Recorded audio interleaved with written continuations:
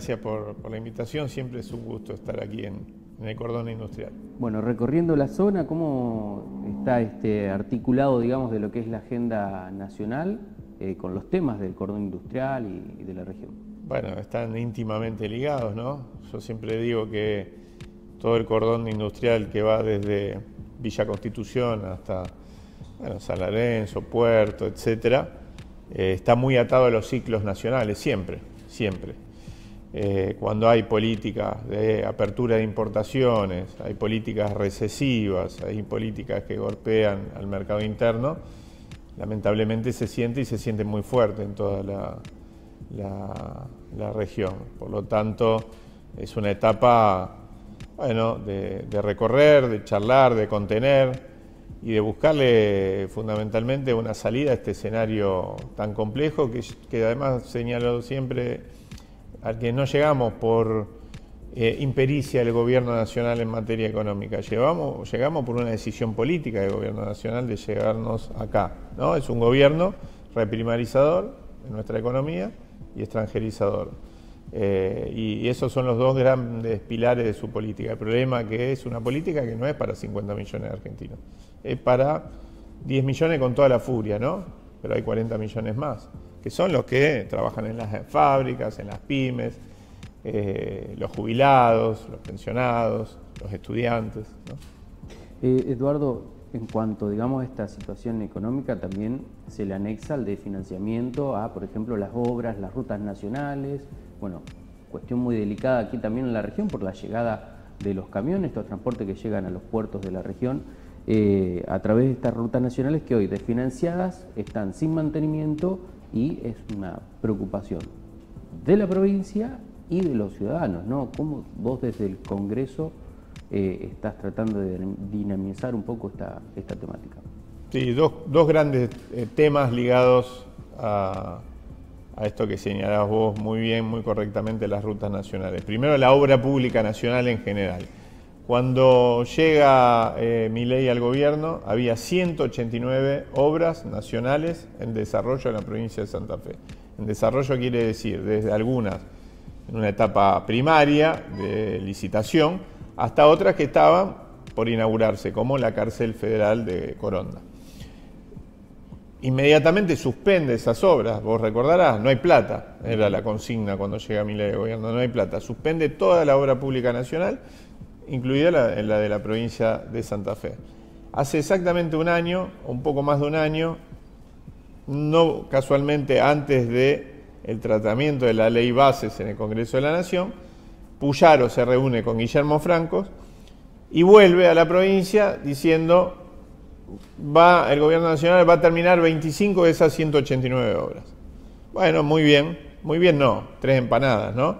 Pero algunos dijimos, bueno, por lo menos garanticemos que se cumpla con esas 25 obras. Un año después, no hay nada de eso, no se avanzó en ninguna. La única que podemos decir se avanzó en algo, pero ya estaba hecha, era la cárcel federal de Coronda, que no se está utilizando, pero que finalmente se hizo como una especie de inauguración, trajeron presos federales de otro lado, los mostraron y después los sacaron de nuevo y los llevaron a las otras provincias. Entonces, ¿qué es lo que uno le reclama al gobierno de la provincia de Santa Fe? De esto que te estoy contando nos enteramos, no por el gobernador, sino por este humilde diputado nacional que le preguntó a Guillermo Franco, cuando tenemos que preguntarle o hacer consultas de cara a la visita del jefe de gabinete al Congreso de la Nación. En las respuestas medias escondidas, entre 3.000 y pico de respuestas a las preguntas que le hicimos, aparece esta conclusión. No hay nada, no se está haciendo nada. No hay obra pública nacional en la provincia de Santa Fe. Entonces, primero le reclamamos que no le diga a los santafesinos, el gobernador, que es el único que tenía toda la data, qué es lo que estaba sucediendo. Y segundo, que reclame, que se queje. Primero. Segundo, obras viales. La mayoría de esas 189 obras eran precisamente sobre las rutas nacionales, o muchas de ellas. Incluso de esas 25 que el gobernador negoció para que se hicieran, aproximadamente 15 eran obras sobre las rutas nacionales. No se está haciendo absolutamente nada. ¿Esto en qué redunda? Ruta 34, por ejemplo, una de las más importantes rutas nacionales del territorio santafesino, aumentó durante el 2024 30% la cantidad de fallecidos por siniestros viales. Es una consecuencia lógica de financiamiento de la ruta, pero no estamos hablando de, como en otro momento, porque alguien seguramente me puede reclamar, che, pero en otros gobiernos también la ruta nacional había una mora enorme en obra. Estoy totalmente de acuerdo, nosotros hemos presentado infinidad de proyectos, de reclamos, por tal ruta que no se hacía, recuerdo la 11, por ejemplo, desde acá hasta el norte profundo, donde históricamente hay reclamos, eso está clarísimo, pero ahora no se hace el mantenimiento, no es que no se hacen obras estratégicas, y eso es lo grave, ¿no? Y eso tiene consecuencias, como decía antes, en vidas humanas. Bueno, nosotros lo que hemos presentado es un proyecto de emergencia, donde los recursos que durante el 2024 y en lo que va el 2025, Caputo, el ministro de Economía de la Nación, se quedó, pero recaudó, porque digo, cada vez que cargamos nafta, los argentinos en cualquier lugar del país, el 12% de lo que ponemos para pagar la nafta va al impuesto a los combustibles líquidos y al impuesto al dióxido de carbono. Eso va a un fondo fiduciario, eliminaron un montón, ese no lo eliminaron, y de ese fondo fiduciario una parte va a Vialidad Nacional. Bueno, se lo quedó Caputo. Breve. Vialidad Nacional está, bueno, hoy, es suspendida la medida, pero esta intención del gobierno de desarmar... No cambia nada. La disolución de Vialidad Nacional, bueno, por supuesto, me van a escuchar los trabajadores de Vialidad Nacional y me van a decir cómo no cambia. Nos van a echar, pero lo que quiero decir es que es un blanqueo de una política que ya están llevando adelante. ¿Qué hacen? Disuelven Vialidad Nacional, por supuesto, gracias a Dios la justicia lo paró y gracias a la lucha de los trabajadores también la justicia lo paró. Disuelven Vialidad Nacional o intentan hacerlo adentro del Ministerio de Economía. Acabo de decir que durante el 2024 Caputo se quedó con 200.000 millones de pesos del impuesto a los combustibles líquidos, del impuesto al dióxido de carbono, que tenía que ir a Vialidad Nacional, se lo quedó. Entonces, es lo mismo, es exactamente lo mismo. Primero inutilizan el organismo, lo mantienen paralizado, y después lo disuelven, lo fusionan, etcétera, como vienen haciendo con el INTA, el INTI, entre otros, ¿no?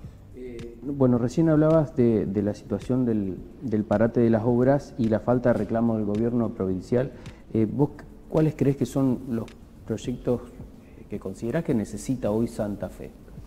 Santa Fe necesita fundamentalmente, si hablamos de obras nacionales, recomponer sus rutas nacionales, mantenerlas, aunque más no sea. Y después hay otras obras que están paradas, que estaban en marcha, como la planta potabilizadora aquí cerca en Baigorria, en Santa Fe lo mismo, una planta de desechos cloacales en Rafaela. El Circunvalar Santa Fe, una obra clave para la actividad productiva, fundamentalmente que va a permitir cuando se... Pues yo no tengo dudas de que esto se va a terminar con otro gobierno, pero se van a terminar estas obras, porque son imprescindibles para el funcionamiento del entramado productivo de la provincia de Santa Fe en algunos casos, para la movilidad, el transporte en otros casos, etcétera. El Circunvalar Santa Fe es una obra que va a permitir, cuando se termine, que salgan los trenes de adentro del ejido urbano de la ciudad de Santa Fe, los trenes de carga, y liberar las vías, no para eliminarlas, como algunos amantes o lobistas de los grandes desarrollos inmobiliarios quieren muchas veces, sino para ser utilizada para una eventual recuperación de los trenes de pasajeros de la zona metropolitana, tanto de Santa Fe, por eso el Circunvalar, como de Rosario. También en algún momento se soñó con que se podía recuperar y se recuperó Rosario Cañada de Gómez, y debía recuperarse Rosario Casilda, Rosario el cordón industrial, ¿no? Qué gran aporte sería para los cientos, miles de pibas que van a estudiar y vuelven en el día, que van a trabajar y vuelven en el día, poder contar con eso y liberarlos del monopolio del transporte automotor, que presta un servicio, vamos a ser benévolos, deplorable, ¿no? Sobre todos estos temas nosotros venimos trabajando, y sobre todas estas áreas se necesitan, por supuesto, obras de infraestructura, ¿no? Que sirven a a los ciudadanos, pero también a la actividad productiva en general. Bueno, no puedo dejar de preguntarte de lo que se viene en materia, digamos, política, que va a ser las elecciones intermedias de octubre, donde, bueno, se estima que vas a comenzar la carrera para renovar la banca, ¿no? Es mi intención, y es la intención de todo un espacio político que creo que ha hecho o ha mostrado de cara a la sociedad vocación, por un lado, por algo que es necesario, pero no suficiente, que es la unidad del peronismo y de fuerzas afines. Y por otro lado, por la vocación por la renovación, y mostrando osadía y no quedándose en los lugares comunes, en la zona de confort. Cuando empezamos este año electoral, muchos daban por fenecido, ¿no?, al peronismo. Sin tomarle el pulso ya lo daban por muerto. Estábamos menos 10, íbamos divididos en elección de convencionales constituyentes. El espacio que logramos conformar en su momento, y ya con un trabajo que viene de hace algunos años para atrás hasta la fecha, con Juan Monteverde, con Ciudad Futura, además de, bueno, el espacio del Movimiento Evita, Unidad Popular, Frente Patria Grande, y un montón de otros espacios gremiales, sociales, estudiantiles, fundamentalmente identificados con el peronismo. Bueno, salimos a la cancha y logramos primero convencer a un conjunto de otros espacios, al mismo peronismo, que era necesario confluir y dar la disputa, y de tender puentes y generar un espacio de renovación.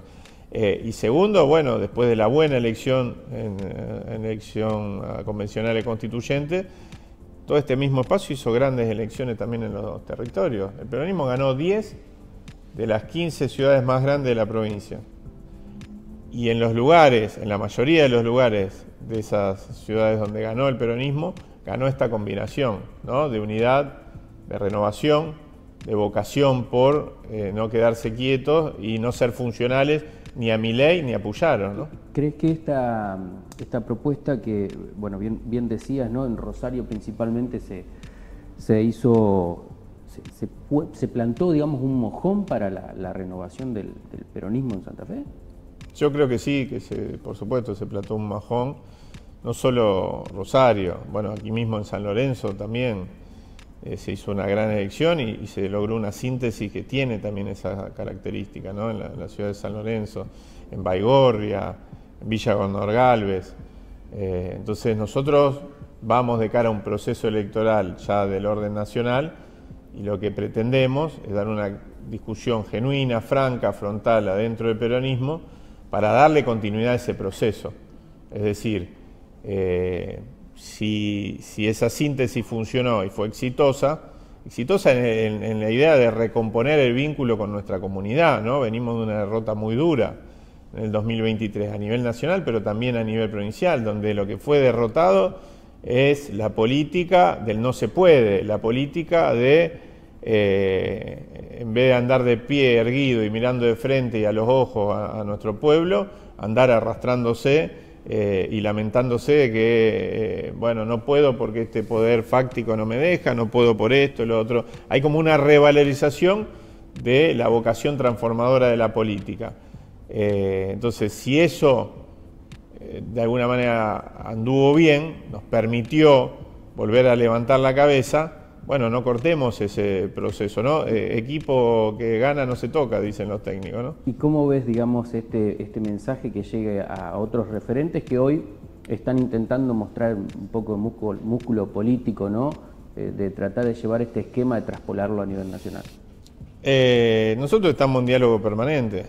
Nosotros charlamos, la otra vez me preguntaban si había hablado con tal o cual dirigente político, algunos que dentro del peronismo uno no lo identifican demasiado con uno, que tiene más distancia. Nosotros hablamos con todos los sectores, pero también nosotros pensamos la política no solo como un espacio de diálogo entre dirigentes políticos, o la política como el espacio donde el rumbo de las definiciones lo toman dirigentes políticos profesionales hablando con dirigentes políticos profesionales, sino un ámbito donde necesariamente tiene que haber un intercambio y una articulación con el movimiento obrero organizado, las organizaciones sociales, las organizaciones juveniles, las organizaciones de la comunidad, los que cotidianamente sostienen, en algunos casos con su esfuerzo, el desarrollo regional, la economía nacional, etcétera,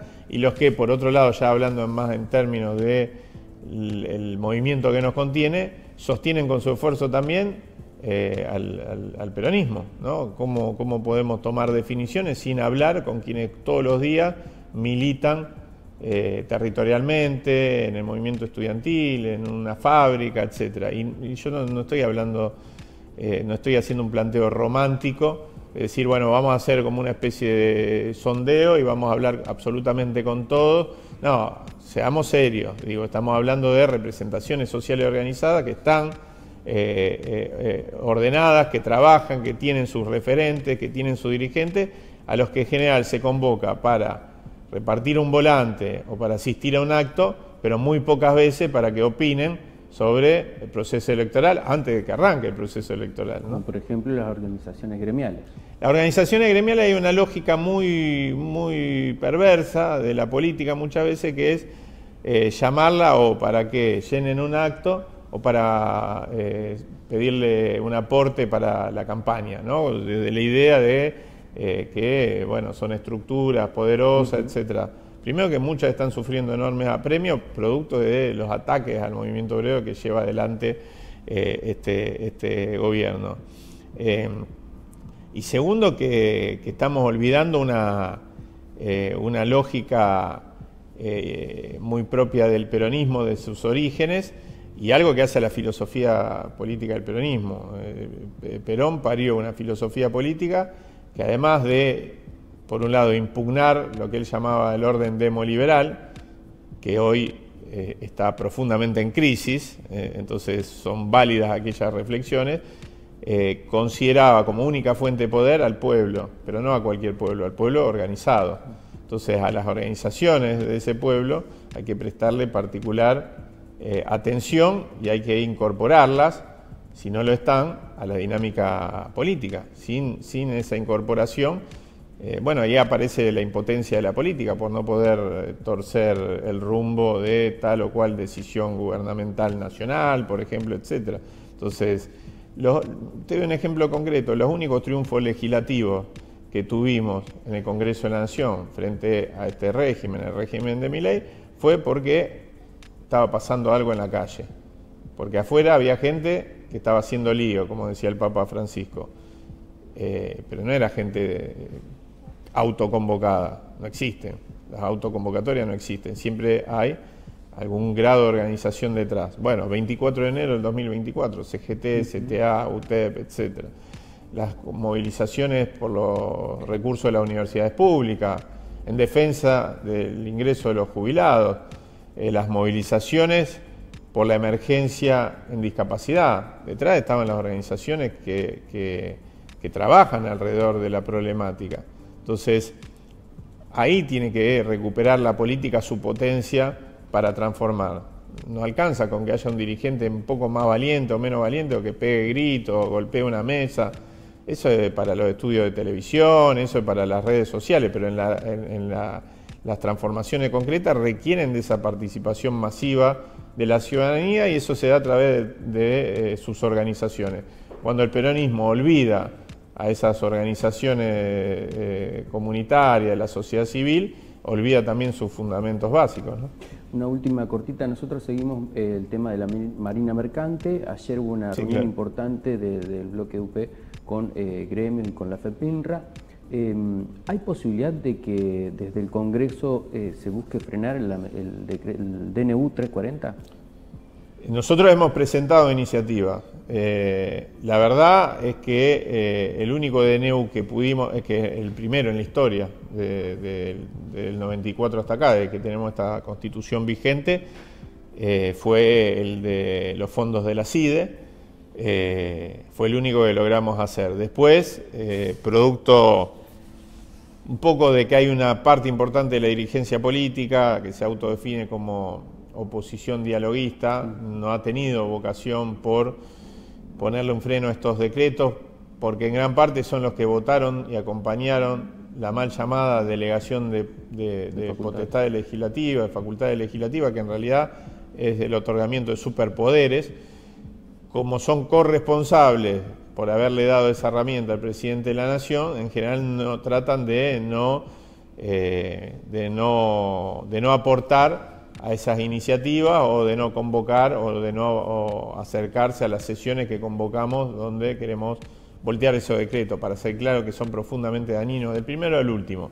Hemos tenido la suerte, más que suerte es producto del empuje del movimiento obrero, de los sectores gremiales ligados a lo fluvial y lo marítimo, pero también de muchas empresas del sector, empresas nacionales, en vista de que esto es una extranjerización de la marina mercante, etcétera, de que la justicia tome nota de eso y actúe en consecuencia y frene, si no todo, por lo menos una gran parte de los artículos, en el plano laboral y en el plano del régimen general. Y esto por lo menos ha dado un poquito de aire. No está totalmente frenado, pero en el corazón de ese proyecto varias de los artículos están frenados y nos permite tomar aire para dar la pelea por la cuestión de fondo. Sí, lo que yo creo, tengo que decirlo, que estos son triunfos parciales y que lo que necesitamos es derrotar a este gobierno. Es decir, no hay forma de parar una política parcial de este gobierno en el marco de un régimen